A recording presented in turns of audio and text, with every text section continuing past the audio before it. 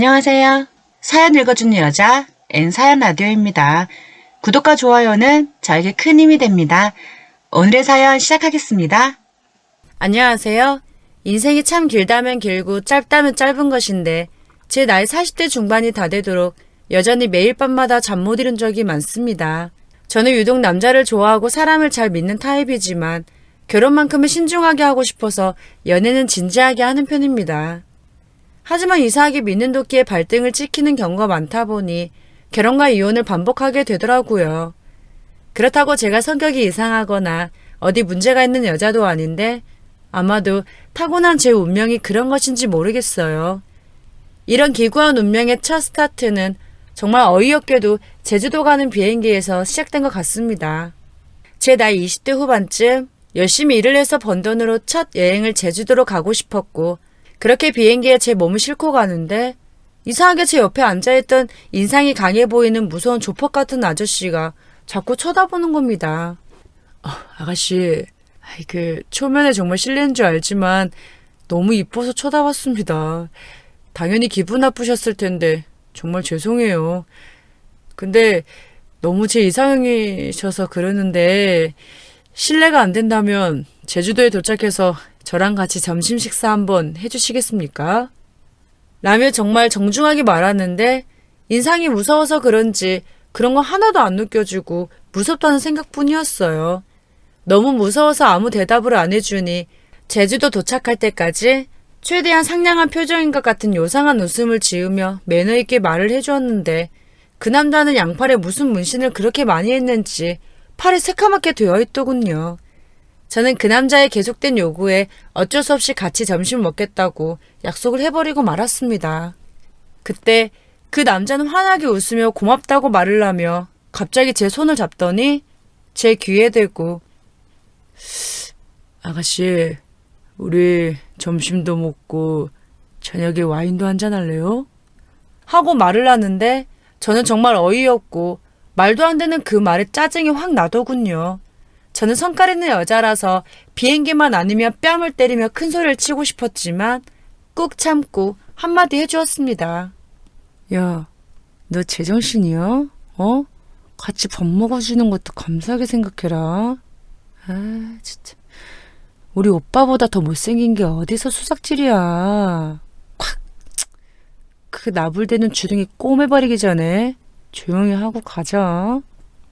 하며 제가 세게 나가니 그 남자는 깜짝 놀래더니 장난 한번 쳐본 거라며 본인은 얼굴이 험악하게 생겨도 나쁜 사람은 아니라고 조근조근 말하며 험성궂은 얼굴에 미소를 짓는데 그 모습이 더 무섭더군요. 저는 한 주먹하는 무서운 삼촌 같아 보이는데 뒷골목에서 일하시냐고 물어보니 사람 볼 줄 모른다며 사람은 겉모습만 보고 판단하지 말라고 하였고 자기를 만나면 인생이 180도 달라질 거라고 말하며 또 무섭게 웃는 겁니다. 이렇게 티격태격하며 이야기를 하다 보니 어느덧 제주공항에 도착을 하였고 솔직히 그 남자의 무서운 얼굴과 계속된 요구에 어쩔 수 없이 점심 약속을 했지만 아무리 생각해도 따라가면 무서운 일을 당할까봐 공항에 도착하자마자 빠른 걸음으로 도망치듯 가니 생긴 거와는 다르게 정말 손놀림이 빠르더군요. 에헤이, 같이 점심 먹기로 약속했잖아요. 어디 가요? 하며 제 손을 잡더니 비싸 보이는 승용차에 저를 태웠습니다. 온갖 무서운 생각을 하고 있었을 무렵 비싸 보이는 건물에 차를 세우더니 그곳으로 들어갔고 사장실이라고 써진 곳으로 문을 열며 저를 안내해 주는 겁니다. 그러면서 점심 먹기 전에 자기를 소개해야 제가 마음 편히 먹을 수 있을 것 같다는 말을 하였고 본인은 이 건물을 대표하여 회사를 운영하는 CEO인데 만난 지 몇 분 되지 않았지만 자기 이상형인 저를 만나 첫눈에 반했다고 말을 하더군요. 초면에 이상하다고 생각하실지 모르겠지만 전 아가씨와 꼭 결혼을 전제로 만나보고 싶습니다. 할 수만 있다면 최대한 결혼을 빨리 하고 싶어요. 제가 생긴 건 이래도 되게 남자답거든요. 하고 말을 하는데 어느 정도 대화를 하다 보니 확실히 그 남자 말대로 보기보다 목소리도 좋고 말투도 부드러웠으며 저를 소중히 생각하고 있다는 게 느껴졌습니다.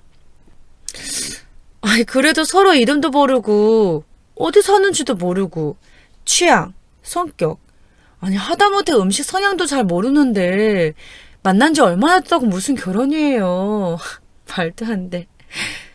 아이, 그리고, 나이도 저보다 한 20살 이상 차이나 보이는데, 한 번 다녀온 이웃남이죠. 그쵸? 하고 말을 하니, 그 남자는 50대라도 아직 결혼을 하지 않은 총각이라고 말을 하는데, 괜히 얼굴만 보고 넘겨 짚은 것 같아 조금 미안하긴 했습니다. 미안한 마음에 다른 이야기로 화제를 돌리고 싶었는데 무대포로 직진하는 이 남자는 자기가 마음에 들면 바로 이번 달 내로 결혼식을 올리자며 막무가내로 말을 하더군요. 어느 정도 호감은 있지만 그래도 섣불리 결혼하면 인생 망칠 것 같다는 생각에 아무 말이나 하고 도망가자는 판단을 내렸습니다. 그래요? 까짓것 해요. 결혼. 그런데 50대 아저씨가 20대 아가씨를 아내로 삼으려면 지참금은 10억쯤은 있어야 하지 않을까요?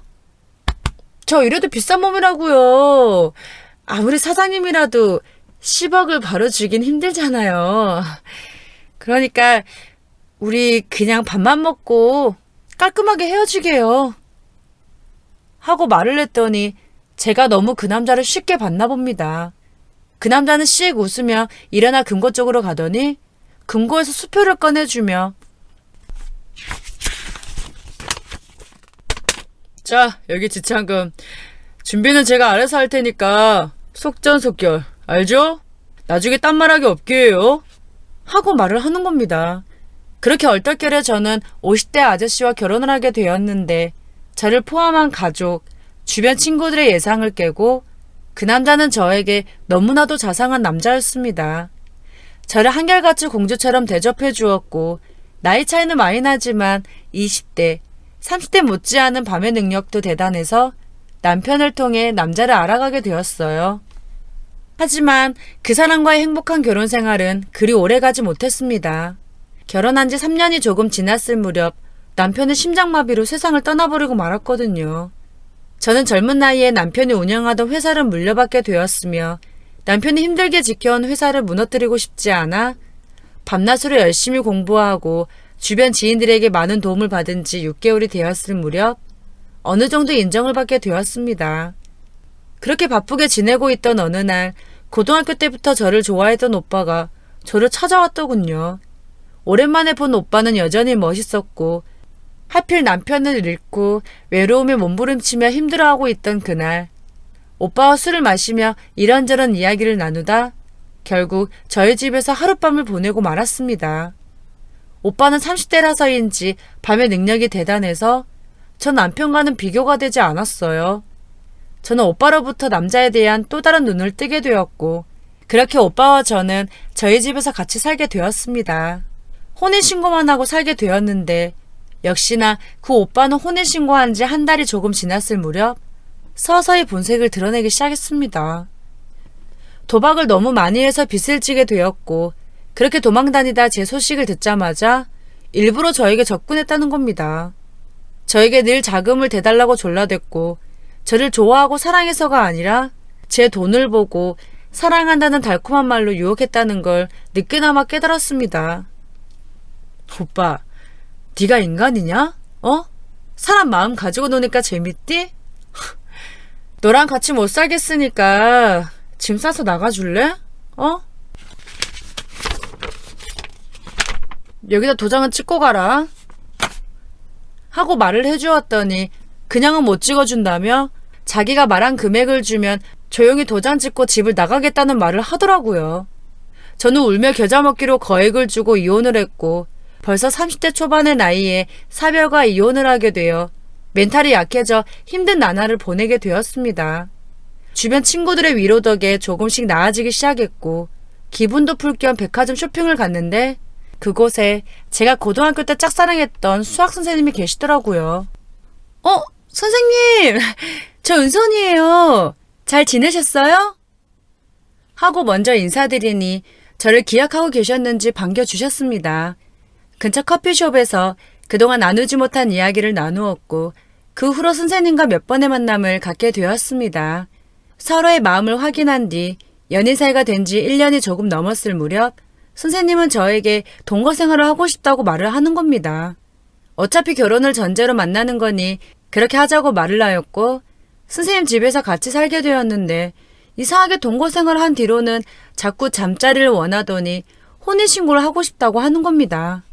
저는 나중에 결혼할 때쯤 상견례 하고 바로 혼인신고하러 가고 싶다고 말을 해주었지만 선생님은 이상하게 아이를 빨리 갖고 싶다, 혼인신고하자, 날 사랑하지 않느냐 하며 끈질기게 매달리더니 나중엔 저에게 폭력을 가하며 협박을 하기 시작했습니다. 알고 보니 선생님은 심각한 마마보이인데 자기 엄마가 돈 많은 절 만나고 있다는 걸 안 뒤로는 자기 아들을 무조건 사장 자리에 앉혀야겠다는 생각에 빨리 결혼을 하든 임신을 하라며 재촉했다고 하더라고요. 이젠 남자라면 치가 떨리기 시작했고 선생님을 데이트 폭력으로 신고를 한 뒤 그 뒤로 지금까지 남자를 만나지 않고 회사에만 매달려 살아가고 있습니다. 아무리 남자를 좋아하고 남자의 밤의 능력을 좋아하는 여자이지만 너무 남자한테 치여서인지 더 이상 생각이 나지 않더군요. 앞으로 저만을 위한 새로운 삶을 찾아가도록 노력해보겠습니다. 제 사연을 들어주셔서 감사합니다. 재미있게 들으셨나요?